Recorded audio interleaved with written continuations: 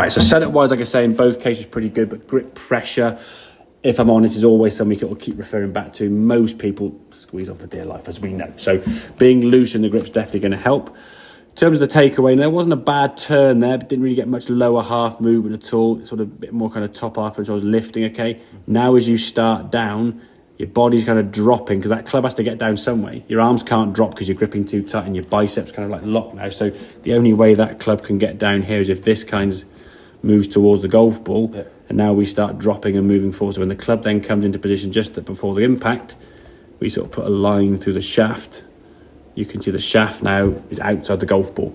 So your heel of the golf club now is the likely part of the club you're going to make contact with, which unfortunately leads to shots that whiz over to the right there. Or you may hang back a little bit and just pull it way to the left. Or either face open and slice it. Now, you might slice it back to target, or you might slice it off target. Either way, it's going to have left to right shape to it in some regard, okay? So that's the kind of the movement you were doing there we got to try to avoid, okay? Get rid of all that there. In terms of the good movement, okay? Practice this in now, so that you stepped away from the ball in now. Always try and do your practice swings. In an ideal world, I know you can't do it because you've got the roof a bit too low behind the ball. Try and do it on the golf course behind the golf ball, yeah? So you're away from the ball completely. So when you're here, you're not looking at the ball and doing any thinking. You want to get in the habit of when you're looking down at this thing, there's no thought at all, okay? You're just going to stand there and think about the shot and go, okay, right, there's the ball, hit it. Yeah. You're not going to be like, what's that doing there, okay? Because then you find it difficult distinguishing between ball, club, hit, etc. Okay, so away from the ball. The three moves we're trying to sort of practice now again from here. The first move now, get the arms to just fall there, okay? Just fall, okay? So if the arms fall down, they're not going to come too far outside the line of the golf ball. You're less likely to shank it or pull it left. So if you're either shanking it, which is the one that comes right off the hosel, it shoots 45 degrees, or they're pulled to the left, it's probably because you're gone first with your arms this way and your shoulder rather than the arm dropping, okay? So it's getting to there, let the arms fall down here. So practice that move and then do it sort of 3, 4, 5 times, okay? Get a real good feeling of the arms, basically, as you say, almost going straight down, yeah? That's gravity helping you, okay? Then the movement from that there now is a shift to target and try and blend that move as the arms kind of fall down. Even there, let both arms kind of fall down so your right arm can start kind of extending a bit more as the hands get a little bit lower, okay? Yeah. Otherwise, it's a pretty good position to be fair, but move in that weight to target. If you don't move the weight to target, you'll often hit the ground behind the golf ball and pull the ball to the left because your circle now is kind of coming round the corner after you've sort of hit the low point and you're back behind the ball, so now you hit the golf ball, it's a pull to the left, okay? So if you're getting those sort of shots, haven't got the shift. Generally speaking, the shift is going to be more of an effect on the contact, okay?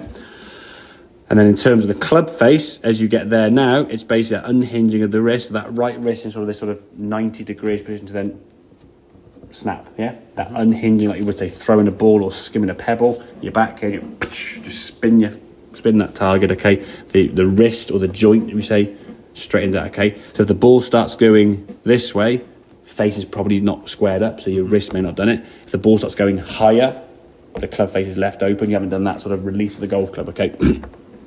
And then, of course, it's then blending those three together. So top of the backswing, arms fall, shift of weight, and then snap the club as we go through. So do 3 or 4 of them kind of before the shot total.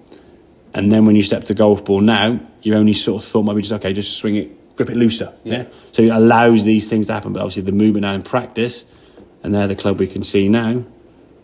On that one there. Just inside the ball. Compare that to that one where he's outside. Okay, so at least that's going to give us more of a cleaner centre strike. Okay, and then move the target. You can see your right foot now lifting up a lot more.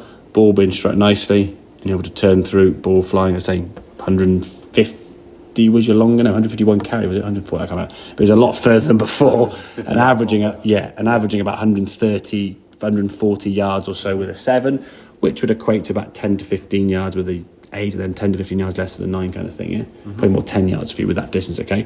But at least it's giving you now a club that's going to go further than your 9 and further than what your 8 iron was, okay? And we'll hit a few with a 6 and a 5 iron now, just to try them, yeah? Because the same swing, yes, it'll be harder because the club's longer and further away from you. Yeah.